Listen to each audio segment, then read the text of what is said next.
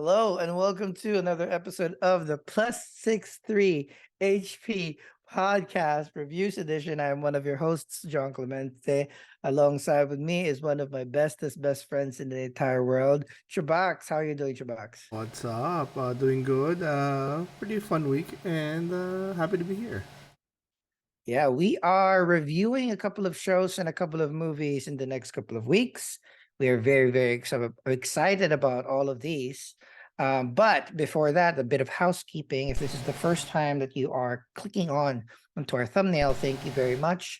We are Plus 63 HP. We have a stable of podcasts. On Mondays and Tuesdays, we review a TV series and or a recent movie that has come out. We provide our opinions, we rate them, we deep dive into the things that we enjoyed and didn't enjoy so that you will have enough information whether you should watch it with your friends and family as well. On Wednesdays, we have a different podcast where a group of us middle-aged men finally has done their very first D&D campaign. So this first campaign that we're doing is almost a year and a half years old. It's extremely fun. We are enjoying every single bit of it, and we can't get enough. So all of those episodes were recorded for posterity. We share it to the interwebs. That drops every Wednesdays. On Thursdays, most of the time we have a curated list of trailers, short videos, clips, featurettes of content that is upcoming so that we know which content we are most hyped about. So if you'd like to see what's coming down the pipe and see the things that you should prepare for as well, you might enjoy our reacts episode dropping every Thursdays. And on Fridays, Chubax and our other bestest best friend RJ cannot get enough of D&D, so they have their second campaign where they are bad guys. So most of the days in the entire week, you have fresh new content that you can interact us with. And if you want to interact further, please follow all of our socials, interact with us there. We are on Facebook, Twitter, on Instagram with the handle at Plus 63HP. All right. And if you don't want to watch our faces, you just want to listen to us while you're doing your chores or working, we are available at all the major podcasts. You just have to search Plus 63HP. We love Apple Podcasts, we love Spotify, we love Amazon Podcasts. So from there, that's it. That is Plus 63 HP. This week we have a amazing treat. A month ago, the 10th, cannot believe that we are here. The 10th installment of the Fast and the Furious franchise dropped. And today, or in the past couple of days, it will be available on streaming. So even more people can watch it. So for those 6 people that haven't watched it on the theaters yet. So we are discussing Fast X. And before we get into the synopsis of Fast X, a little bit of stats and a little bit of a non-spoiler review from both of us. So quick stats, directed by Luis Leterrier, right? It's no longer Justin Lin. There were some scheduling conflicts, but Justin Leterrier is, experienced with some action. He did Transport into The Incredible Hulk, Clash of the Titans, one of my favorite movies, the first Now You See Me movie, The Takedown. So he replaced Justin Lin quite early on in the in the development of this particular installment of the franchise, and he is also slated to be the director for the sequel. So the part two of this movie, of maybe part of a three-parter, we don't know yet. There's two more, right? I know that. I Well, know. they only have confirmed two, but all of these tweets and all of this shit about a possible trilogy, um, we never know, right? So they might squeeze in another one, but right now, the Fast X sequel is slated for 2025. So that's the only things that have been officially um listed. Screenplays, Justin Lin was very involved with screenplay. So Justin Lin is the director of Fast Five, which is inarguably the one that really revitalized the franchise and made Mm, this into an actual cinematic universe. And produced by Vin Diesel, Jeff Kirschbaum, Samantha Vincent, Neil Moritz, and Justin Lin as well. So just listing down the cast of characters, because this is an ensemble cast, of course. We have Vin Diesel, Michelle Rodriguez, Tyrese Gibson, Ludacris, which is Chris Burgess. We have John Cena, We have Nathalie Manuel Ramsey. We have Jordana Brewster. We have Sun Kang. All right, the best. Scott Eastwood. Daniela Melchior is Ratcatcher in the Suicide Squad. Also here There we go. That's why playing she was familiar. yeah, playing a sister of somebody that died in the previous movie. Alan Ritchson, Reacher himself is there. Brie Larson, Captain Marvel herself is there. Rita Moreno, which is like a legendary Latin actress, is there. Jason Statham, Jason Momoa, and my ex-girlfriend Charlize Theron. So just this is like a who's who of who's everybody in this particular franchise. So much like being part of the Marvel Cinematic Universe, it seems that Fast and the Furious franchise is so big that they have pretty much everybody here as well. This was released on May 12th, initially in Rome, in Italy, but released in the United States in May 19th. And on this recording, June 10th, it has been slated to be on video on demand June 9th. So they only had a little less than a month in theaters, and then they're going on demand, which is kind of great. Runtime is 141 minutes, a little over 2 hours. That may be good, maybe bad. But the budget of this movie is, for the quality that I'm looking at it, I was surprised that this is a $340 million budget movie just for part one. Right. Really? So to That's at two parts? now well, right now it's just saying just for, maybe they're going to be a lot of recycled footage for part two, but what is listed for this particular movie is $340 million. I mean, if you gave $1 million or $2 million for every actor here, that's already fucking 1/10 of the budget, right? So I'm like looking at that. There's so many big stars that are listed here, and even more big stars coming down the pipe that kind of like eats up a lot of the budget anyway. And as of recording, their box office number is $633.5 million, which is not blowing down the doors, but this is nothing to be scoffed at. This is still a lot of the studio still made a lot of money out of it. So that's initial stats of the movie. Chubax, I want to know, non-spoiler review for you. What did you think about Fast X? I enjoyed it. I think it was. It's not great, but I enjoyed it. It was fun. It was what I expected. A little rough the past ones, though. That's kind of like I know we talked about this in the past few weeks, where I think that's the magic of Fast and the Furious, because if you really stop for a beat, none of this makes sense. Of course. Nothing that they do is realistic, but we convince ourselves for the ride, and I think that's the magic. And No, because it is Fast 10. You're watching this the 10th one, and you're still expecting different, and that's on you. If you think this to be science or even make sense story wise, that's on you. This is popcorn explosions, funny jokes, badass moments. That's all it is, and it's on you if you. I think that is the most well said thing. It's like, right, it is kind of like, oh, well, yeah, you know what? We want things to improve. We still want to be wowed. I still think like this is kind of like weaker than most of the other the second half of the Fast 10 franchise I'm looking at. I the loss of Justin. Yeah, but again, the idea of it is what you lose in magic, you gain in just like being able to bring in Brie Larson and Jason Momoa doing like a fantastic I performance, love Jason. I like right? his character. So it might not be Fast 5, Fast 6, where, it becomes a little bit grittier and more fun and more realistic, but you compensate with just star power, Charlize Theron, right? You laugh at how we keep on getting these people into the fray, but in the end, they're still there on screen doing a Agreed. lot of fun stuff. So I'm gonna run through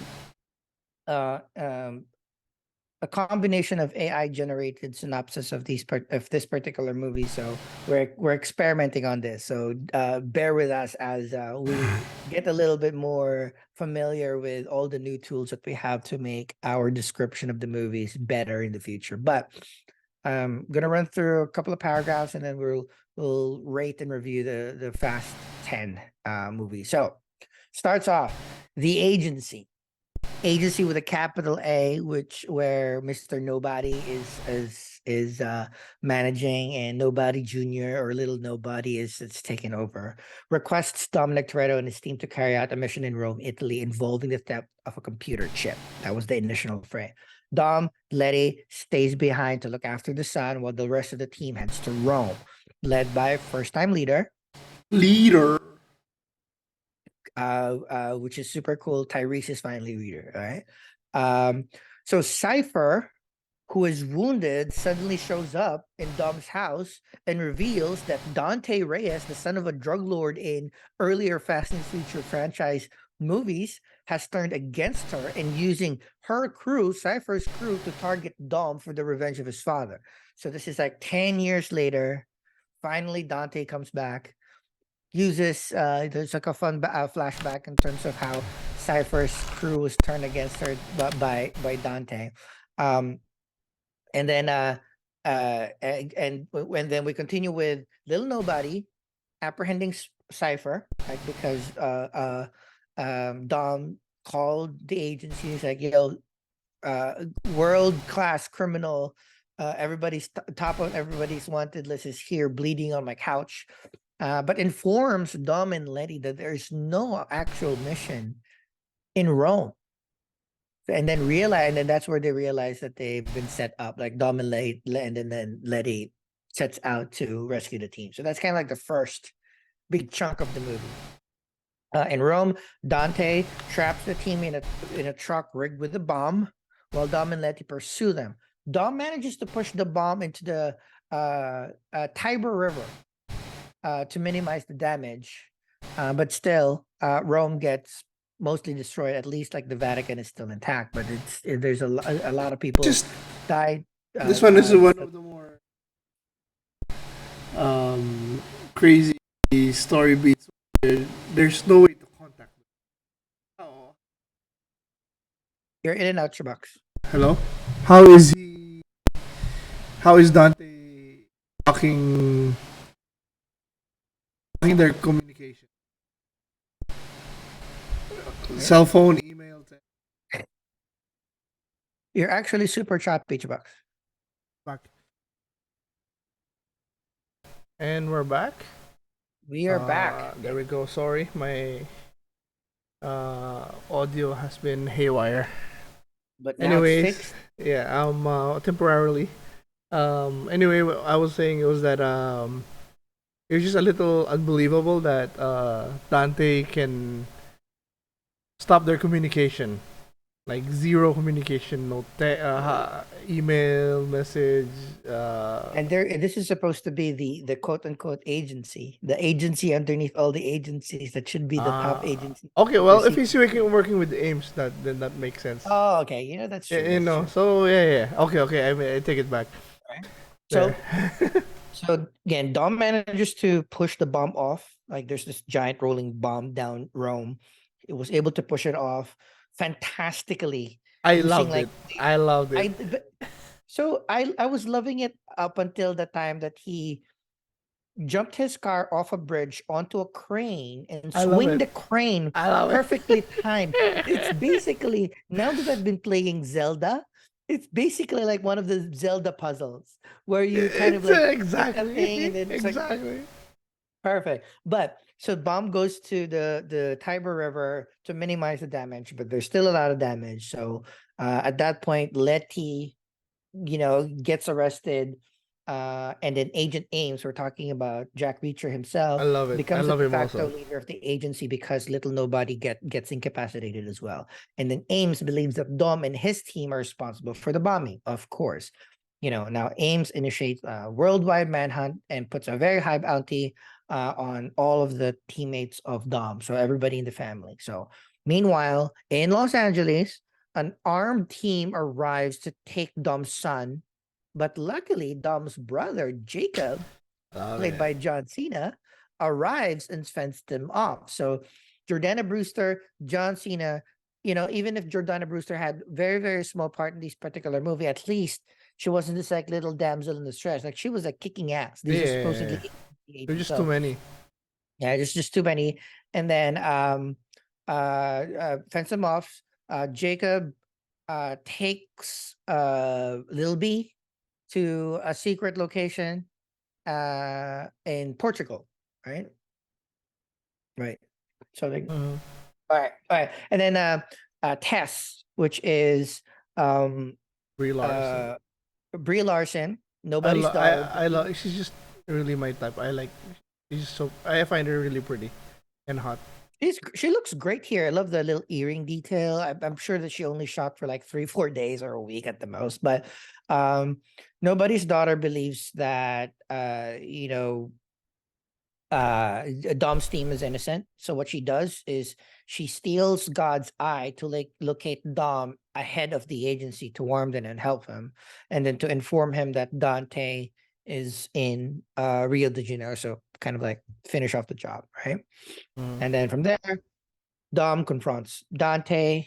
Luckily, we go back to finally going back to what they do best, they actually race. So they agree on a race. So Dom's friend Diogo, and this From girl Fast that Five, from Fast the guy Five, that yeah, he beat. Yeah. and then this girl that is cutting up the streets there, and Isabel Neves uh joins the race, and then we don't know it yet there, but we kind of like in a few beats we realize that Isabel Neves is little B's deceased mother's sister, so that's Mm-hmm. little B's aunt, so this is Dom's sister-in-law. So it made So sense that he would save her, not just because she's a woman. yeah. um and then because during the race, like it was revealed that Dante planted bombs in both Diogo and Isabel's car, and then he has to pick which one he would attempt to save, like to attempt to dislodge the bomb by like hitting it or whatever he wants. But like, so Dom picks Isabel's car to dislodge the bomb, sacrificing Diogo and allowing Dante to win the race. And then um there you go. We cut to back to this secret base where Tess visits Letty, and in order to give Letty a chance to escape, Tess secretly wounds her, essentially stabs her so that she can get to this fancy ass um healing chamber, or like a med bay in that These are agency. the things that they took it too far. Like the scene with the the laser Mhm. AI crap, and the scene that I hated most was the scene with Tess and Ames in the middle of like Oh, the. That was so it's so bad. I do not understand why they made it like so that.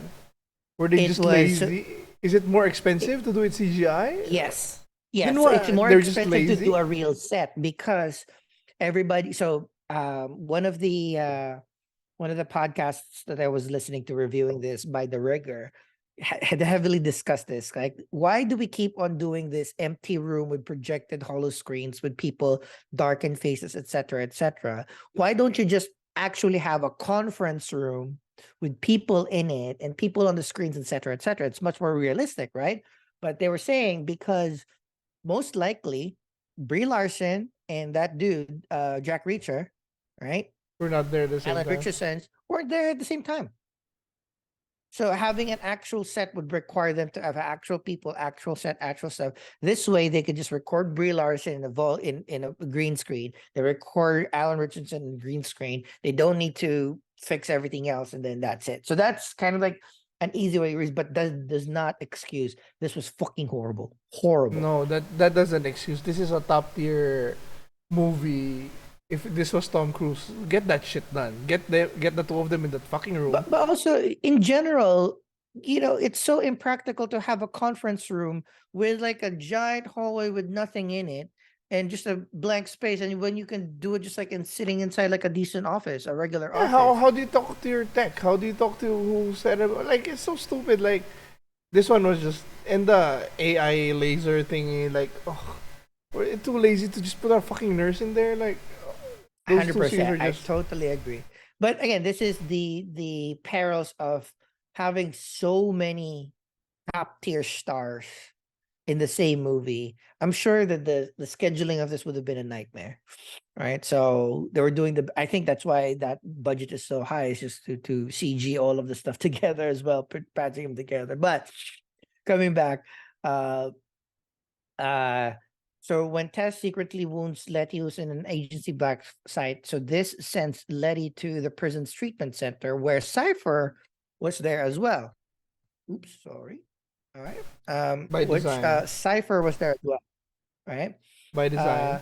So sorry. By design. Like they were Yeah, set up by by design. So design.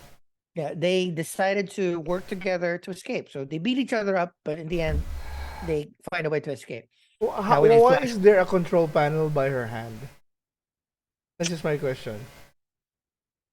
Well, because the director said, how can she escape without having somebody grievously fuck up how close they are into the thing, right? Yeah. Um, so we've cut back to London, where the rest of the team, like Ramsey, Han, Ludacris, and Tyrese, um, find out that all their bank accounts have not only been frozen but emptied, and that's a fun to see. One of the smart things that this movie kind of like started giving to me how smart Dante is not only did he cripple the people that he's trying to catch, but also use their assets to catch them. So Dante has used their That was own good. money to hunt Dom's team. So in the end, there's a big chase in London, cool cameo by Pete Davidson, which didn't make sense, but whatever. Um, in the end, they seek assistance from Deckard Shaw, which means Han has to confront the person that has quote unquote kill him. Um, and then Deckard, after fighting with a lot of other people, decides to help them because Deckard learns that the awesome mother of Deckard Shaw, which is Dame Helen Mirren, is also in danger. So that's why he agrees to help. Uh, okay, so cutting back to Ames and Dom. So Ames locates and arrests Dom, but Dante's mercenaries ambushes Ames' team, and then Ames teams up with Dom to fight against Dante. So finally, they understand how big their team is. Tess also arrives to provide or an assist, a little bit of drama because Tess gets shot, etc., etc. Then Dante reveals that he has kidnapped Isabel, which is Dom's sister-in-law, Lil B's aunt. While Tess is gravely injured, Dante takes God's eye from Tess, dubbed them of Tess for bringing it on her person, but whatever. Now God's eye can now track down whoever. Dante can now track down whoever anywhere. So he tracks down Little B, who is in And Portugal. this one is the in hindsight, it was like a little too fast that Ames shifted to Dom immediately. But I thought I was like I like Ames, so I like the actor, so I'm happy with this. But it was too fast. But then they fixed it in the end, so there was a point. Yeah, but it was shades of The Rock also becoming like being good guy with the less dramatic, but The one thing that I'm sure we're going to discuss later is when Ames was doing his tirade about recapping all of the people that have helped the family or have joined the family the past 5-6 movies. I love the fact that he was, it was tongue-in-cheek, saying like every law enforcement officer that they encounter helps them and also becomes a fugitive themselves. So it's like he's becoming that too. Like now, like I thought, it's like it's understanding, but the idea of it's like I love that they were self-aware yeah. about like every single person that was sent to catch them ultimately helps them out, Uh-huh.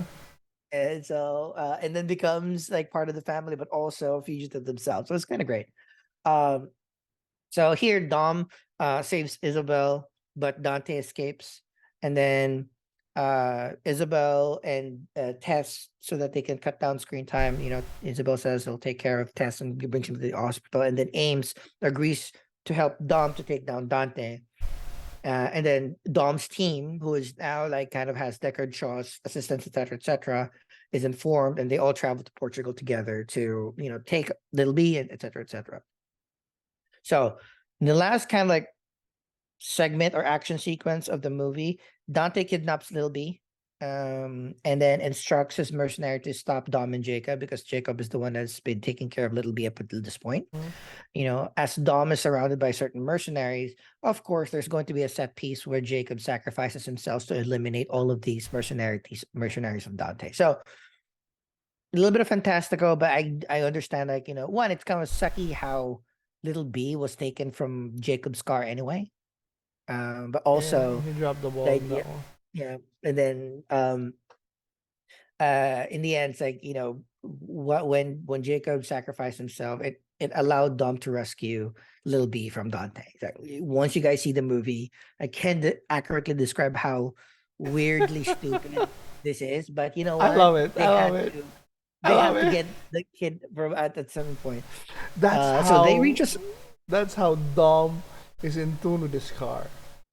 Dragging two helicopters. two He helicopters. he knows the weight, the distance, the amount of spin and torque needed to hit it just right that he doesn't kill his kid but just puts him into a spin that he can perfectly go side by And side. the car jumping different bridges, different height, almost perfectly intact, just a few dents. That is how awesome Dom is. And then we have you'll if this will be a meme at some point when he says like, "You took everything away from me. The only thing that you didn't take away is my car." Fuck. So as long as there's a car in a road, Dom will probably win against any other supernatural event. But Dom Dante reach a nearby dam. Dante traps them in between two robot automated semi trailers that prepares to crush them. For a small beat, I was listening to our favorite people from Kind of Funny, and and Tim Geddes was hoping that this was a surprise crossover with Transformers. Transformers because he had the, maybe like Dante was working with like Decepticons and when I heard that, it's like, hey, that would have been dope, right? But and this is also where it is revealed that Ames has been working as a double agent with Dante, and then Ames shoots down the plane that was carrying Dom's team to meet them. So that was, kind of anticipated, but it was a little heavy-handed on all the stuff. And then you have this like cool flashback where The we two of see them. 10 years ago, Dante and Ames were already working together when Brian and Dom stole the vault from Braga. Uh, And it then makes sense in the end. I like. I mean, I like it. It's a good setup, but yeah, it could have been more clean. But it's fast, so yep, and of course, Dom drives off the edge of a dam. Of course, landing safely in the water, even with everything was all exploding those around. rocks. Not a problem at all. Uh, and then once they land safely in the water, the cliffhanger note there was Dante activates additional explosives to blow off the dam. Wait, wait, one So second, John. One yeah. second, and we're back. So yeah, we're back and we're almost at the final end. We're preparing for the cliffhangers. When Dom and Little B survive driving off a dam into the water, driving off the side of a road, possibly like thousands of feet down. We're not finished there. Dante activates bombs that were installed all across the dam where they jumped off, and presumably would like wash them over. Right, that Mhm. was where the uh so that's where kind of like Ends. Dom and Little B's fate kind of ends. We cut back to Antarctica because there's so many teams, there's so many people, there's so many locales. Um and then Letty and Cypher escapes the black site after a couple of like comedic beats because Letty came out, realized that they were in Antarctica, came back down to get some I like formed beer that. clothes. That was good. Like Realistic. she didn't Realistic. immediately. Okay, we're good to go. No, I have some shit to kill. You hurt my But also, my it's like, husband.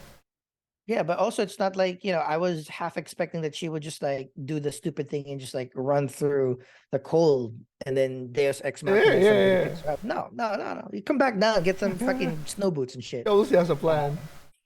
And then so when Letty comes back to escape with Cypher away from the black site, they make their way to a particular coast now that they're decked with cold weather gear. A submarine surfaces, right? Which I was kind of understand because like Cypher already was, a couple of movies ago, had taken over a submarine that, Dom using his bare hands I thought he destroyed it. redirected.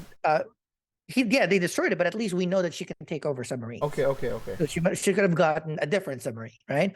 But because that initial submarine that Cypher had, Dom destroyed by redirecting a torpedo with his own hands, right? So again, Fast and the Furious. But the surprise there is my ex-girlfriend, right? Gal Gadot, Giselle Yashar, emerges from the submarine. No scars, no nothing. Just certain beautiful, perfect makeup and perfect hair, right? So that's end screen says like, or cameo, important cameo at the end, number 1. In the mid-credit scene, though, we have Luke Hobbs and his agent in a dilapidated church. All right. And then we realized that it was kind of like set up by Dante, and Dante calls Hobbs to tell him that He was gonna kill he this is guy. also, the next target, because although Dom was the one that trapped his father and stole money from him, Luke Hobbs was the one that pulled the trigger, right? And then him and Luke Hobbs and family is next. So this is a little bit important because it's been very public on how The Rock and Vin Diesel did not get along in the movies that they shot. They didn't like each other, how Vin Diesel does stuff and how The Rock does stuff. Lots of alpha male ego shit like there. But it's good that, it's very surprising that, we were able to I'm so get happy. The Rock back. So that's it. That is the movie. And now I turn it over to Chubax. Final thoughts and your rating for Fast X. I mean, I really enjoyed it. I was watching with the kids and the wife, and we were laughing and having fun. And the set pieces were good. They were not not my favorite. I definitely I could definitely miss Justin Lin, but I mean, I loved it. It was fast. I had fun. The only issue is that I didn't know it was gonna end on a cliffhanger. Oh, That's what I thought at first, like maybe a few months ago. But I read an article where The Rock was saying that Hobbs and Shaw 2 is like gonna lead into Fast 11, or like the set it up. So I thought that that means Fast X storylines are done, so that they needed a setup. So I was really surprised that it ended this way. Little sad that Cena died, but then well, again, because he was I'm sure he comes back with. He was in a car. If as long as you're in a car, you don't die. But yeah, I mean, I liked it. I liked his character. Like some people might think that it was a big change, but once you're an uncle and with a kid, you can you really change your how you are. So that was good. My only issue is, I guess, the two scenes that we talk about, the CGI fest scenes with the robotic clean uh doctor, and then the CGI fest of it wasn't even done well, the agency conference room, because like I'm sure they've done that like at Spy Kids and shit, and then it looked the same. It didn't Really takes you out. like really see double it. Yeah. But I love the new additions. Ames, I love Tess, I love Isabel. Dom acted a little too much when Diogo died. For somebody he met, maybe they met more times, but it was just that Also, I think it's because like he had to choose. Like it was like indirectly it it was his was on fault his that this okay. person died. Yeah. And my other main issue is just that I guess the reason why it's not one of my favorites is because they were separated too much, and we didn't get the part where they all come together. So maybe that will be eased by the next fast, when they all come together. Because yeah, so like have separating them to three sets, basically the Antarctica Dom scene, or four with Jacob scenes, and then the team scenes. It's always better when they're all together. So because of their chemistry, the family is what they do. So yeah, I'll rate it at a 7. Ah, that was more gracious than I Yeah, thought. still high because I told you it's a popcorn flick. I enjoyed it. I did buy this on iTunes because it's one of my movies that I just rewatch all the time. And it's good. It's good in the background, right? yeah, yeah, exactly. And I don't buy a lot of iTunes movies. I just buy the things that I can make it a movie night with the family. Because like it's $25, but it's worth it because like if we watch it in the theaters, it's probably less expensive than that. So, but whenever I buy something in iTunes, I always make a scene like we order food, we all sit down together, we have fun. So it was worth it, and that's why it's a 7. All right. I was gonna give it a 7 at 10 as well. I was thinking that all of this was just deductions. Mm-hmm. It's a fun franchise. You have all the stars that were trying to act a little bit, whatever. You had amazing additions. Like I love Alan Richardson. I'm just so amazed how big he is Yeah, and how handsome he is. Like fuck that guy. yeah. I Even the love suit, the way the clothing with the like, there's a buckle here with for a some with reason. a harness. Like all of these is highly stylized. Everything has like it's more of like it's their superhero suit, like costume. But I love like Brie Larson, awesome. They have Helen Mirren still pretty awesome. They brought back not only Gal Gadot but The Rock. So all of these were like it was a 10, it became 11, 12, 13, 14, but you all the fantastical like I think they're running out of ideas to make these car things a little bit more realistic.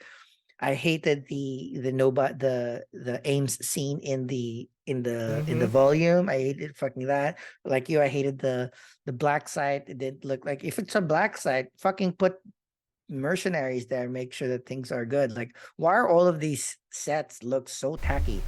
That's why I dropped it all the way down to 7. But in the end, like you're right. It's sit down, open your eyes. I wish it was a little bit shorter though. Like if it were just 2 hours, I think I would have enjoyed it a little bit more. 2 hours 20 is a little long. So like I tried to put it in the background yesterday, and then I couldn't because I've been we're rewatching a lot of the stuff from our next series that we need to review. So it's just a little too long. But again, 7 is still a high score, Oh, and right? also I forgot to mention 7 because of Jason Momoa. Oh, He really brought sorry. it. Yeah, I thought I knew what he was gonna be from the trailers, but there's just so much. He brought that like borderline cross dressing, right? Like A borderline. metrosexual, Yeah, I loved it. fun. It was awesome. Like he was having fun. He was cuckoo in a sense also, but I liked it. He was like feminine in a ways and it badass also. It was great. He was great, and I'm happy that we get more of him. And if that if they turn Momoa and become a family, I quit. I don't know how that's gonna happen, but holy shit! um I mean, it Cipher you know alone. I don't know if how Cipher's no gonna be a good it's guy, cause I hope she well I killed hope not. Elena And cold blood. At least Deckard Shaw tried to kill them, but was unsuccessful. I don't think Deckard killed anybody, right? No, in no, seven he just killed an entire hospital worth of people. oh, that's not Dom's problem. They're not family. Dom can forgive The that. entire, although that's the coldest entrance I've ever seen Yeah, ever, yeah, where definitely. walking out of his brother's hospital room and then seeing the carnage that he Yeah, caused, that and was it bad. And he oh, got a I grenade and love that. throw it back. Yeah, that was Okay. badass. No, we discussed the movie so much that yeah, I forgot to emphasize how amazing. My favorite fast villain is Jason Momoa. Momoa. It's obviously it's derivative, like it's kind of like Heath Ledger's Joker Mm-hmm. combined with dash with a little bit rainbow sprinkles here and there, right? Mm-hmm. So he really brought it. Like he's the only one that really kind of like had fun with the character and really tried to act. And it wasn't cringy. It was really good, and it really showed how deranged he was. So I really kind of enjoyed that as well. So yeah, Jason Momoa, 10 out of 10 performance. Movie, 7 out of 10. Of course, I'm gonna have it in the background later again. So all Agreed, me right. too. Thank you for sitting with us for our review of Fast X. Of course, we're going to review the sequel. Of course, if ever there's other in between movies, a new Hobbs and Shaw movie coming in the middle, we'll review that because we are masochists and this is just part of our DNA now. Fast and the Furious, we're all part of the family now. So with that, Chubax, final words. Join us for other shows and welcome back. See you in the next movies and series that we're going to review. Don't forget to like and subscribe us at youtube.com/plus63 and all of our socials and all of the podcasts out there. We will be there and we'll see you in the next video. Thank you very much and goodbye.